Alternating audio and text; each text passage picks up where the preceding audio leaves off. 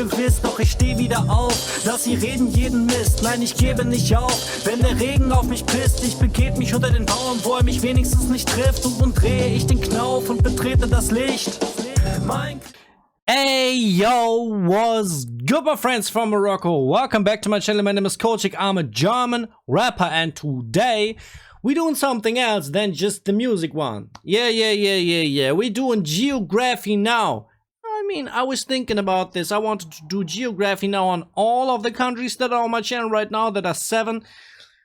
That are always coming back, but man, we can go even further. Morocco is probably the country from that is on my channel that I know the least about. I know some things about Iran, about Pakistan, Bangladesh, about Nepal. Nepal is new to my channel as well, but I lived with some people from Nepal in this flat actually, so I know a couple of things. Morocco, I don't know that much, and it will be very exciting for me to know a couple of things. I know, for example, I know that you eat snails in Morocco. We don't do that. That's just one example that I learned from one of your music videos out there. And I would say we're gonna take a look because this video is very long. I shouldn't talk too much, man. If you want to see more reactions like this, please sub to the channel and hit the bell. Thank you very much for that. And more music from Morocco coming to the channel as well. You can suggest me songs that are non-rap as well. Please note that. And we're gonna take a look at this geography now and see what he's got to tell about the country, man. Morocco. It's not a Latin country. You're thinking Maracas. It's in the Arab world, but it's not really Arab much. It's in Africa, and not the Middle East, but it borders Spain, literally, like 3 times. This is gonna be a fun one. He's making some fun. So he's saying it's an Arab country, but not really, because it's not in the location of the other Arab countries. It's very much in the west. In the west from I don't know if it's really different from other Arab countries. We will see. I have no clue about Arab countries in general. I will gain knowledge about that hopefully as well. Literally, like 3 times. This is gonna be a fun one. All right. It's time to learn geography now! Hey everybody, I'm your host Barbs. Most of you may have at least heard of the country Morocco. Yes, so sir. many iconic images of Casablanca, the markets of Marrakesh, couscous, and Fez. What? This is what I mean. Of course I've heard of Marrakesh. And of course I've heard from Casablanca. But I didn't connect it to Morocco. I have no clue. I'm just lost on that so one. many iconic images of Casablanca, the markets of Marrakesh, couscous, and Couscous. Fez hats, although they did not originate here, but they totally made it popular. There's a lot going on and a lot of stuff to cover, so let's just find this place on the map first, shall we? Yeah, I know where it is. I think it's the one like in the north. How is it? Northwest from Africa? Like the most northwest country? Can you say it like that?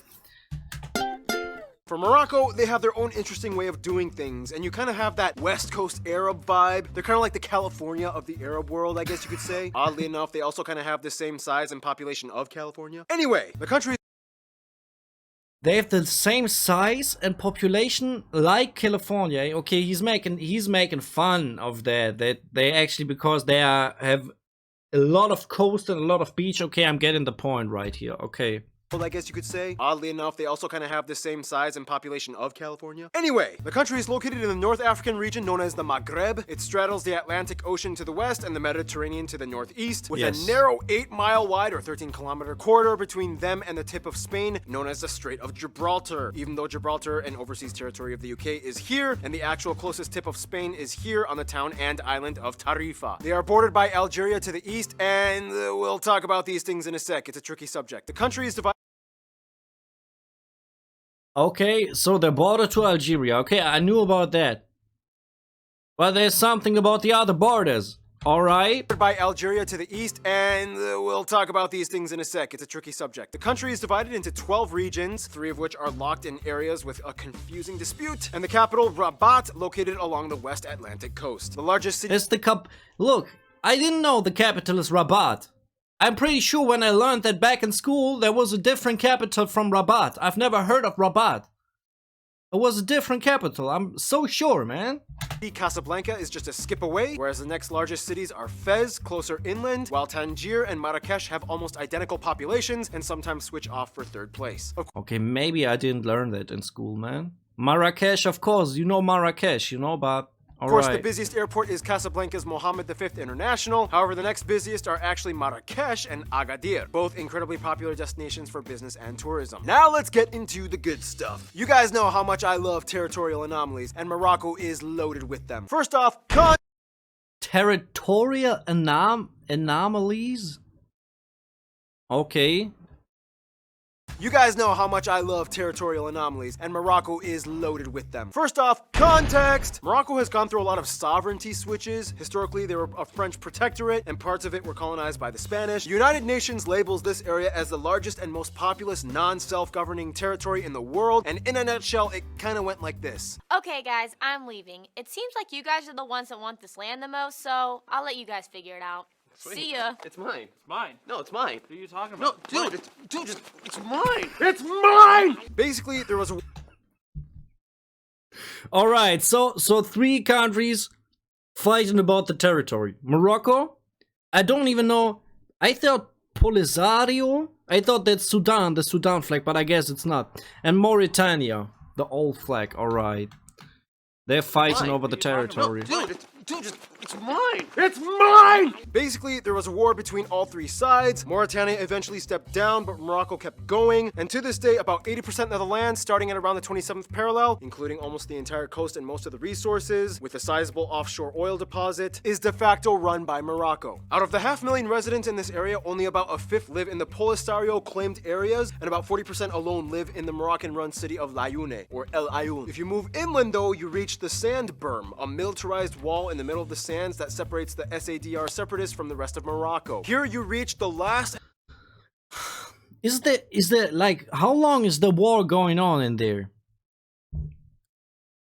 I don't even call it like one. Mauritania stepped out. What was the other country they're fighting on with?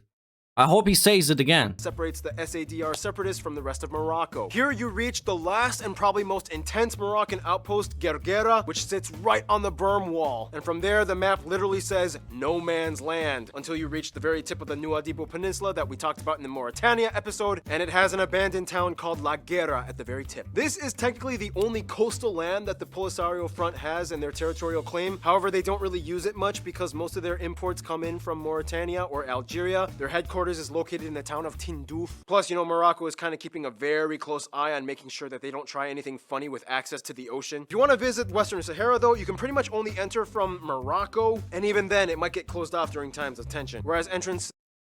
Look, when I look this map, I see right here, he said they don't want anybody to get close to the coast.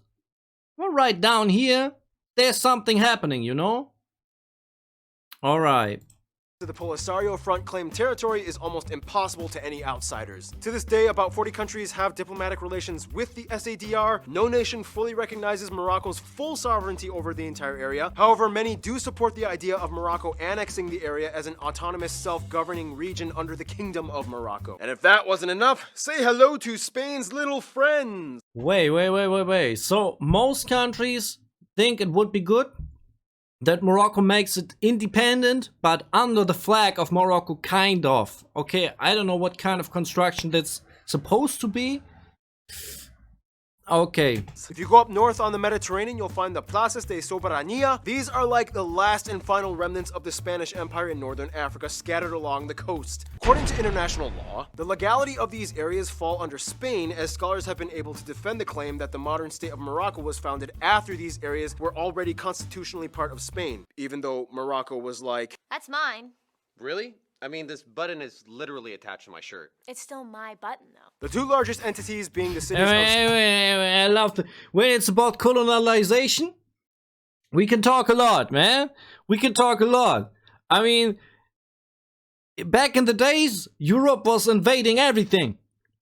And nowadays, they say, oh, yeah, I mean, we were there first. But it's attached to Morocco, yeah.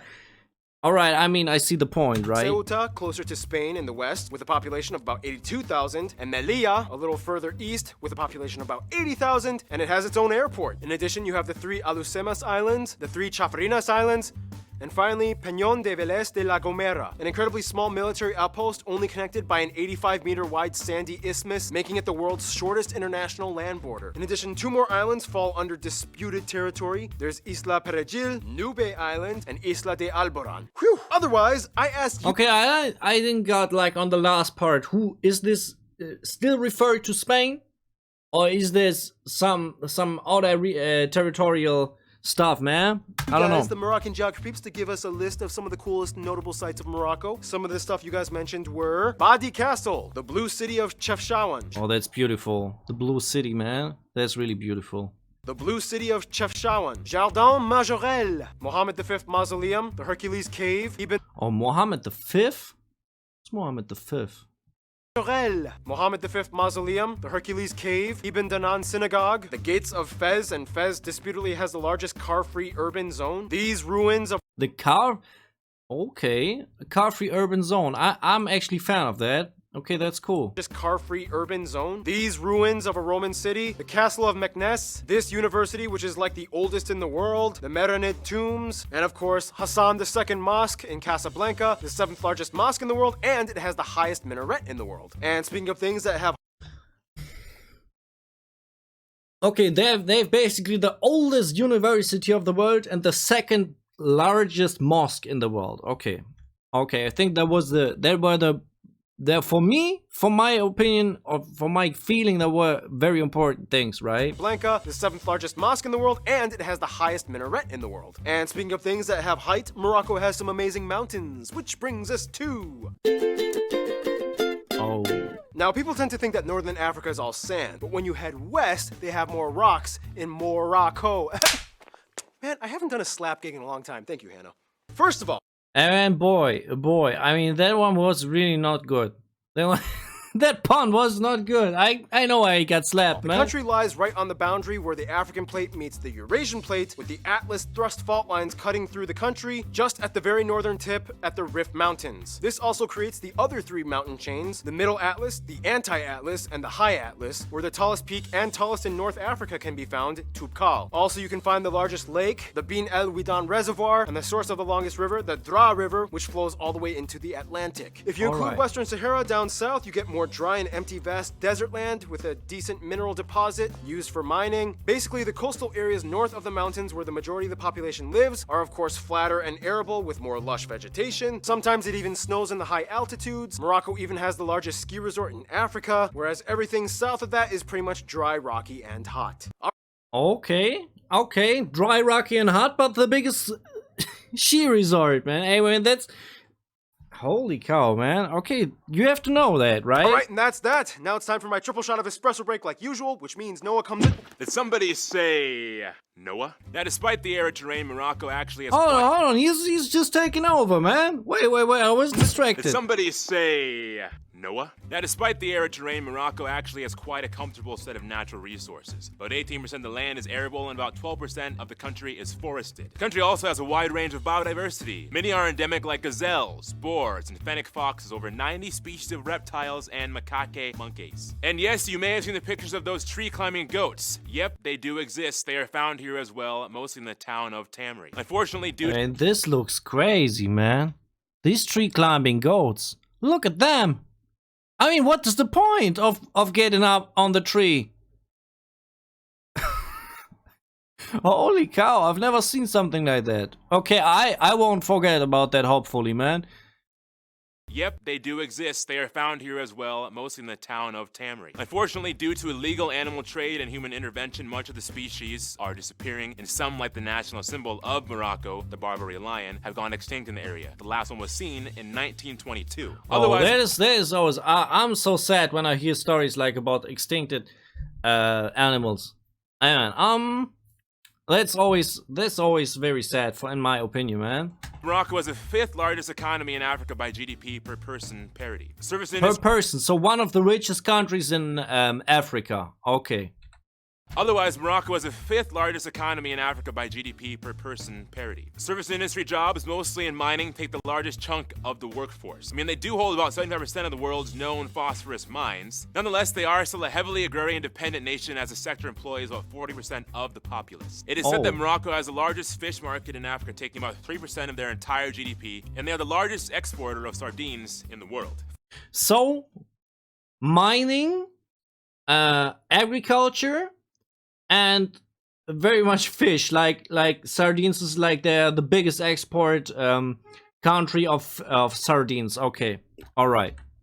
Taking about 3% of their entire GDP, and they are the largest exporter of sardines in the world. Finally, little interesting side note, even though it's illegal to smoke it, they are the top exporter of legally grown cannabis in the world. So Wait. It's illegal to smoke, but they are the biggest exporter for cannabis?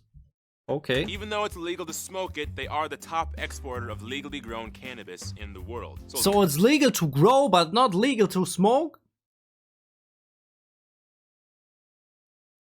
Moroccans, can you explain? Weed is called, I think it's called Moroccan even. I think we got something that's right on screen that is called Moroccan. We know that in Germany. Side note, even though it's illegal to smoke it, they are the top exporter of legally grown cannabis in the world, sold in the form of hashish. On average, they produce about 70% of Europe's imports. Speaking of resources, 70%! So if you smoke in Europe, you probably have it from, we probably have it from you guys. I mean, I don't smoke anymore, but okay. I can tell my friends. Food. Some top dishes you guys, the Moroccan yeah. geography peeps mention, include things like anything cooked in a tangine pot, rafista, harira soup, pastilla, sefa, ruzia, mashui, and of course the national dish of couscous. Everyone knows this one. And Everybody knows couscous. Okay, we got a couple of more, like desserts on screen. I don't know any of these others besides couscous. I have to be honest, man. I don't know these names. Holy cow, alright. And sweets like these amazing things. And finally, you cannot go around Morocco without stumbling upon their favorite drink, mint tea. Oh, and Morocco is pretty much the only country that produces and exports argan oil. It is used in a variety of ways, sometimes in food, sometimes in cosmetics, or hair products. Yes. Argan oil, I like for hair products because it's supposed to be good for hair. I don't even know if that is true. If that is really good for the hair, especially when it's in products that are filled with bad ingredients. Maybe it's good. I have heard about argan oil. What if we been saying before? Argan oil, mint tea actually. Oh, that's really cool. Mint tea is really good, especially in summer. I'm getting the point. It's the best drink probably that you can have in summer. Exports argan oil. It is used in a variety of ways, sometimes in food, sometimes in cosmetics, or hair products. It's pretty much the only thing that controls my hair. And speaking of things with hair, people, let's get to it, shall we? That was a good transition, wasn't it? People, because people have hair. Yeah. I get it. I mean, you wrote it. Yeah. So, And you said it good. In the Arab world, Morocco is kind of seen as like the strange cousin that got brought into the family by marriage. Most Moroccans probably wouldn't even identify as Arab. Let's explain. First of all, the country has about 36 million people and has the largest native Berber Amazigh community in all of Africa. It's hard to get exact Berbers. I don't even know what Berber is. estimates, but the censuses say that somewhere around 41 to 80% of the entire population has Berber Amazigh ancestry, whether it be full or partial, whereas 90% are non-Berber identifying Arabs. The remaining 1% are made up of other groups, mostly French and Spanish. Oh, okay. So we had Iran geography, and there was something similar, that you don't call them Arabs, but they actually don't want to be called Arabs. That was very important for the Iranian people. They had maybe 10% or something, maybe 8% Arab population. Now they have 19. But they seem to not have a problem with being called Arabs, maybe. Let's see. Percent are made up of other groups, mostly French and Spanish, as well as West African immigrants. They use the Moroccan dirham as their currency, they use the type C and E plug outlets, and they drive on the right side of the road. And on that note, what is Berber/Amazigh? That was my question, man. That was my question. Now, we've talked about this in quite a few other videos before, but basically, in a nutshell, they are the native indigenous semi-nomadic peoples that have inhabited various regions of North Africa prior to Arab conquests. Boy, but that is cool. That is cool. Hey, sometimes you have indigenous people who still are the majority, not like in America or in some other regions, you know, especially Africa. Like, all right, actually good, okay. They have a completely different story and background from Arabs. They have their own traditions, customs, art, clothing, and language. Today, Berber/Amazigh is an official language alongside Arabic in both Morocco and Algeria, and it can be written in both the Latin and Neo-Tifina script, which looks awesome. It looks like dancing people, and you can find it on street signs and billboards all over. That being said, most metropolitan Moroccans Okay, there's a scripture actually, like a special scripture that was combination of two. Okay. You can find it on street signs and billboards all over. That being said, most metropolitan Moroccans are trilingual, growing up with both languages and a European one as a third, mostly French. They were a French protectorate at one point. Yeah. Now we're at the point because you told me Daria is kind of the language in Morocco. And that is like Arab, French, and I always forget the third one. Maybe he's saying it right now. And a European one as Hold on, he said it already. Most metropolitan Moroccans are trilingual, growing up with both languages and a European one as a third, mostly French. They were French, Arab. What was the third one? Like the Berber language? Is that a language? a French protectorate at one point. Keith, if I asked you to ask all the Arabs around the world which country they probably think has the weirdest dialect, which one do you think they'd say? Well, considering I think this is the Moroccan episode we're on, right? So I'm gonna go with Moroccan. Yep. Is that all you need me for?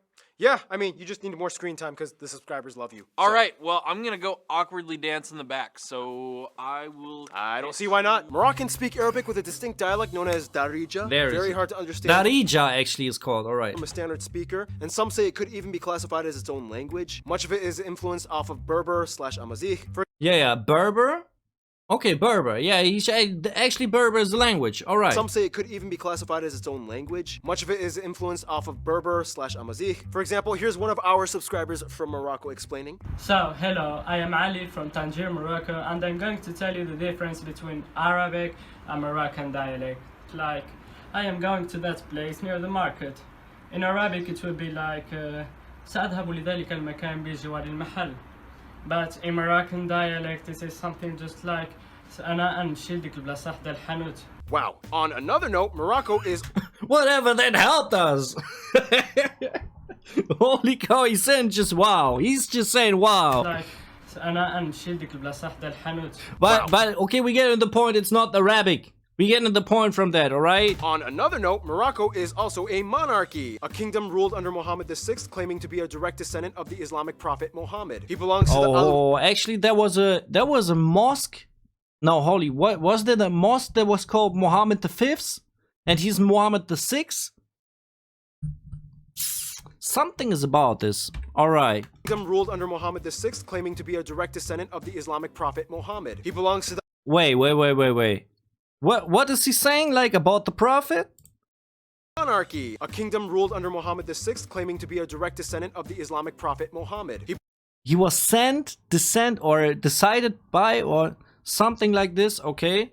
I didn't know something like this exists in Islam. Belongs to the Alawite dynasty, the second oldest ruling dynasty in the world after Japan's Yamato imperial family. The country's state religion is Islam. The vast majority, at about 99%, identify as adhering to the faith, mostly in the Sunni branch, and the remainder are mostly Christians and a small Jewish community. Speaking of which, Morocco used to have the largest Jewish population in the Arab world, some estimates claiming to be up to 350,000. After war times of the 20th century, though, nearly all of them either fled or were expelled, most heading to Israel, and today Moroccan Jews make up the second largest Jewish ethnic subgroup in Israel, and today less than 3,000 remain in Morocco. Oh, okay. I mean, the Jewish history is interesting for Germans because we actually were the ones probably who made the people flee, right? Like our ancestors, right? So there was a big community in Morocco that fled to Israel back in the days. And now there's the group from Morocco that is living in Israel today is one of the largest group in Israel. Alright. The second largest Jewish ethnic subgroup in Israel, and today less than 3,000 remain in Morocco. Culturally speaking, Moroccans have a very vibrant background, most of which being Berber Amazigh influenced. Keep in mind though, there are many different types of Berber Amazigh peoples and tribes. Some are light-skinned, some are dark-skinned, some have different customs, but overall, there are some universal traits that they all kind of share. You know what, Hannah? Come on in, just take this one. You know, why not? Cool. Okay. Prior to the spread of Islam, most Berber/Amazigh were traditionally animists that practiced things like ancestor veneration. Facial and body tattoos were common a long time ago amongst women, with each image symbolizing something important, but the practice has been dying out since the 1940s, and today you can only find it mostly amongst the elderly. The national dress. But there were actually real tattoos, right? Because today, the Muslims saying tattoos are haram. But back in the days, it wasn't. Okay, I'm learning. Every day I'm learning something new, man. I'm telling you. Dying out since the 1940s, and today you can only find it mostly amongst the elderly. The national dress for both men and women, a unisex garb, is called jalaba, a long, loose, hooded garment which serves to keep the person warm but also protected from the sun. Moroccan architecture and literature is unique in itself. The high-walled dar structure is common to help ward off thieves and animals while minimizing heat. Metalwork, textiles, and pottery are of course world-renowned. Much of the traditional music incorporates a fusion of Arab and Berber/Amazigh undertones, with a touch of French. Look, the music part is really interesting in this. She actually said very influenced by Arab and the Berber community, right? If I caught it right.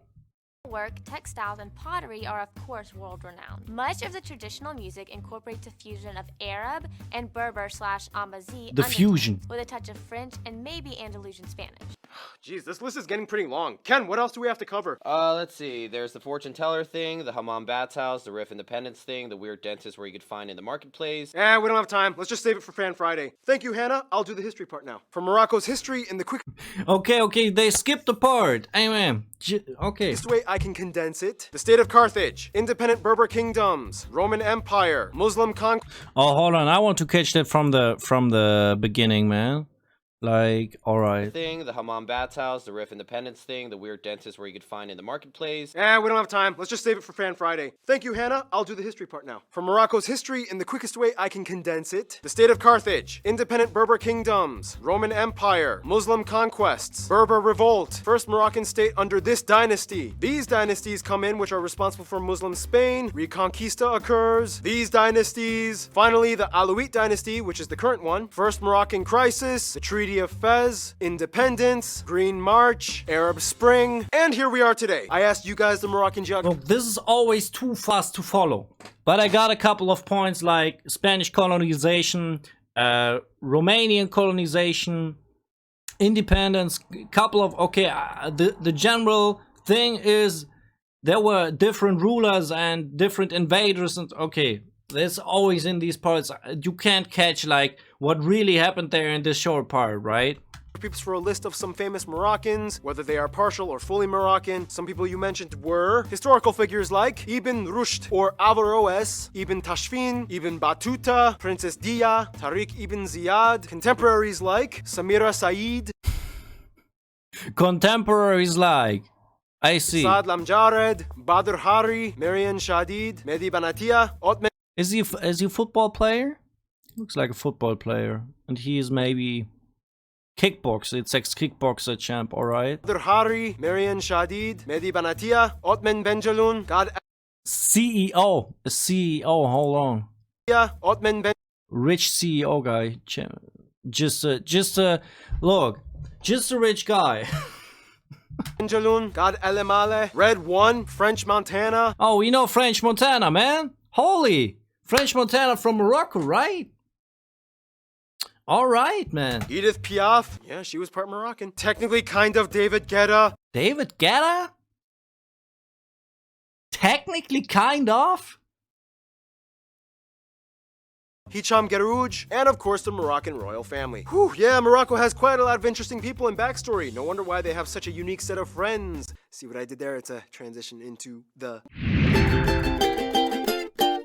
Friend zone. Oh, this is probably always the most exciting part, man. Let's see. Now, Morocco's proximity to Europe and access to the Atlantic has always meant that they had way more exposure to the Western world than most of their cousins, which has played a crucial role in their diplomacy. For one, they were the first country in the world to recognize the USA as a country. Yeah, Morocco. During the Revolution times, Sultan Mohammed III in 1777 said any American merchant ship in his trade routes were under his protection. And in 1786, they signed the Moroccan-American Treaty of Friendship, which is actually the oldest friendship treaty in the USA. Oh, all right. Slave trades. Or maybe slave trades were before that. Yeah, I think the slave trades were... or I don't know, maybe there was even... Not quite sure. Spain, it's kind of like a love-hate relationship, as they do great business and have history, but there's always... Wait, there's Spain, right? Let's catch that. The USA. With Spain, it's kind of like a love-hate relationship, as they do great business and have history, but there's always the exclave thing. Saudi Arabia is like... Okay, because of these islands and colonizing... How do you say that? Colonization stuff, alright. Like a close friend that... Hold on, and that is who? As they do great business and have history, but there's always the exclave thing. Saudi Arabia is like a close friend that... Oh, Saudi Arabia, alright. Typically supports and funds many projects and deals in Morocco. Morocco sent troops to help Saudi Arabia during the Gulf War, and the two kings get along pretty well. When it comes to their best friends, however... Saudi Arabia sending soldiers to assist... Okay, amen. Not... What should I say about this? Just trading money for sending soldiers. I don't know if Moroccans are happy about that. Just saying, man. It's interesting because most Moroccans I have talked to have actually said France. Despite the past colonial issues, they've moved on, and France does the most business with Morocco. French is widely spoken. Both countries' peoples are always visiting or moving to each other. France has the highest Moroccan population outside of Morocco, and today they work together beautifully. So best friends, France. I mean, maybe one day. I just hope one day the European countries come into my channel as well. Then you can tell me about France, man. France from France. I mean, you can make a wordplay from that, man. France has the highest Moroccan population outside of Morocco, and today they work together beautifully. In conclusion, Morocco is kind of like the uncle that married into the Arab family. It's probably one of the most beautiful places to visit in the Arab world, but maybe not the best place to learn what it truly means to be Arabic. Stay tuned. Okay, I get the point. So, good place to travel to, but it doesn't represent like Arabic countries really well. So you can compare to other Arabic countries from when you visit there. Right, okay. Mozambique is coming up next. Mozambique next, alright. Okay, let's keep it short because reaction is already very long. I hope you liked the reaction. If you did so, please sub to the channel and hit the bell. Thank you very much for that.